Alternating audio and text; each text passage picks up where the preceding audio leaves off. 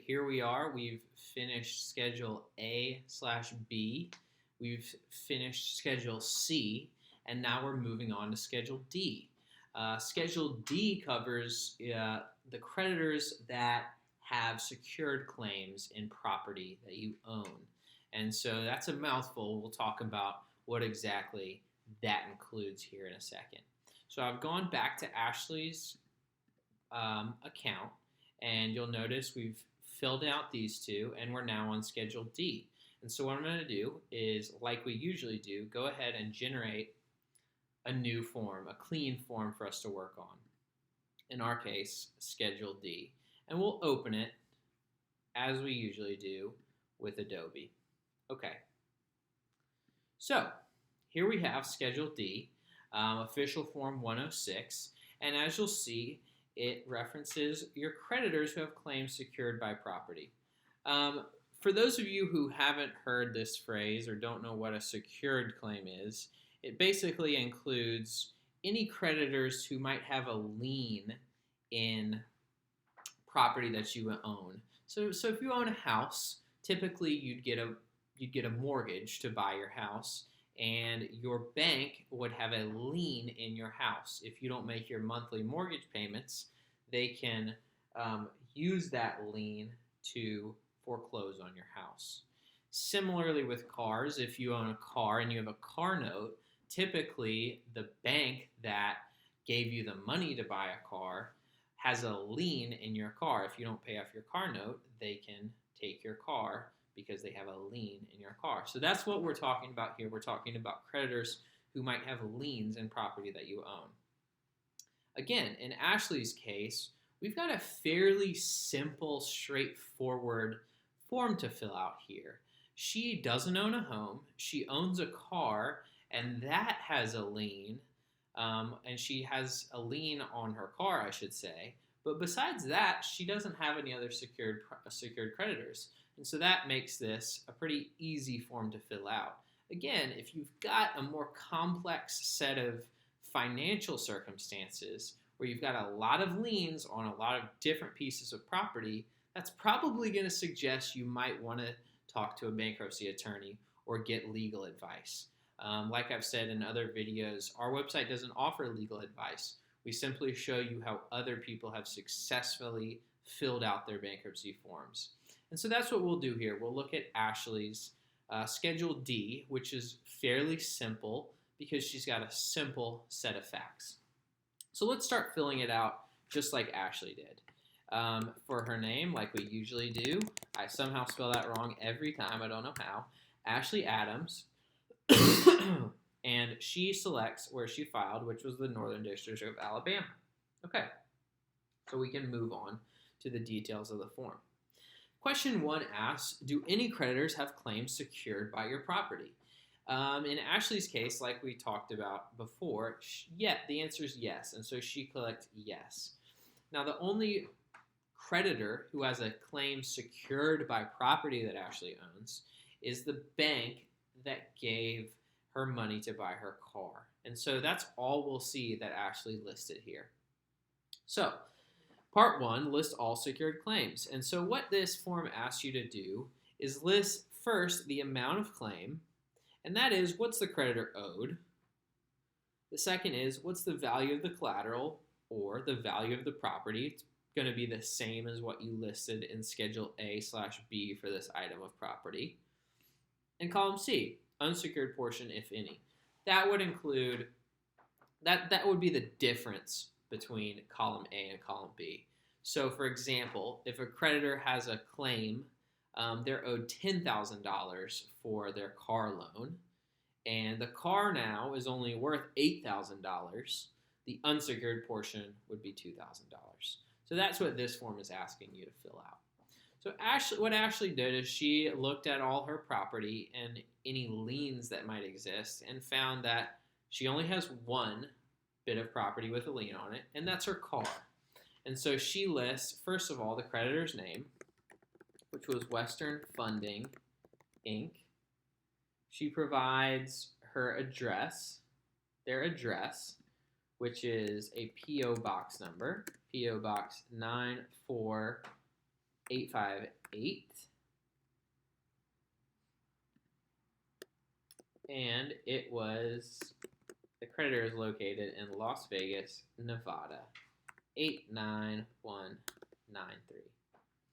Who owes the debt? And this would include a situation of, if you've got multiple people who might both jointly owe the debt, you would select one of these options. Or maybe if it's, you're in a joint debtor case and debtor 2 owes this but not debtor 1. In this case, like we said, this is a simple single debtor case, and so debtor 1 owes the amount.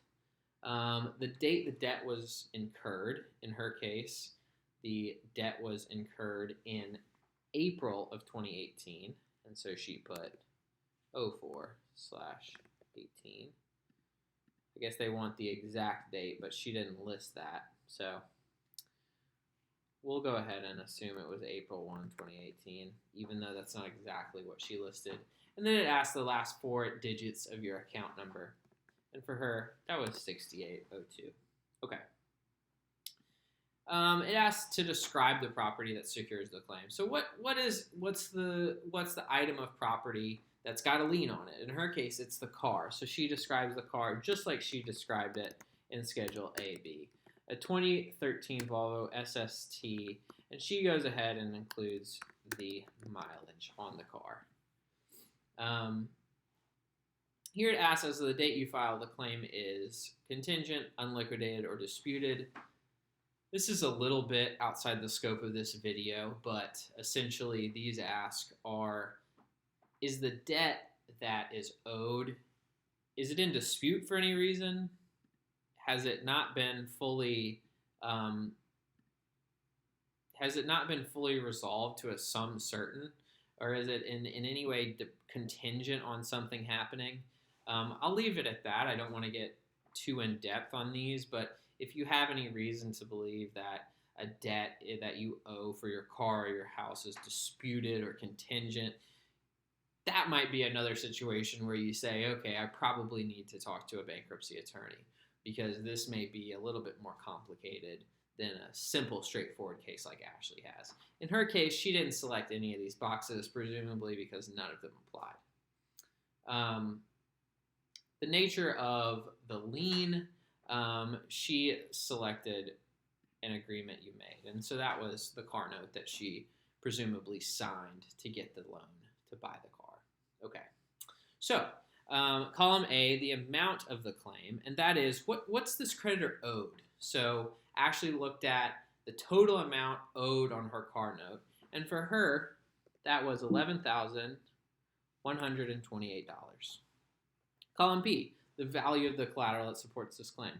What's the value of the vehicle? Let's recall back to Schedule A and B. For Ashley, in Schedule A, she listed the value of the car as $8,925, and so that's exactly what she listed here.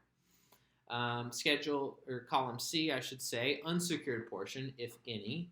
Like we said earlier, that's going to be the difference between column A and column B. And so you'll see that the amount of the claim is greater, it's larger than the value of the car itself. That means there is going to be an unsecured portion of the claim. And the difference between these two amounts is what Ashley puts. That's $2,203.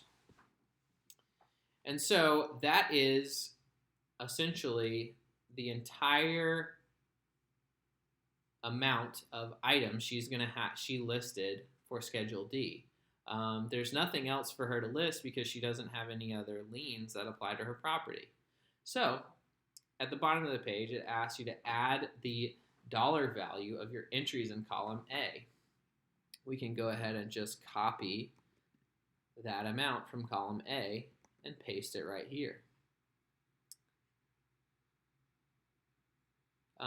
The schedules provide an additional page to list other amounts, if you want. In her case, in Ashley's case, she doesn't have anything else that she needed to list, so these are all going to be blank for her. List others to be notified for a debt that you already listed. In Ashley's case, this didn't apply, And so she, again, left this blank.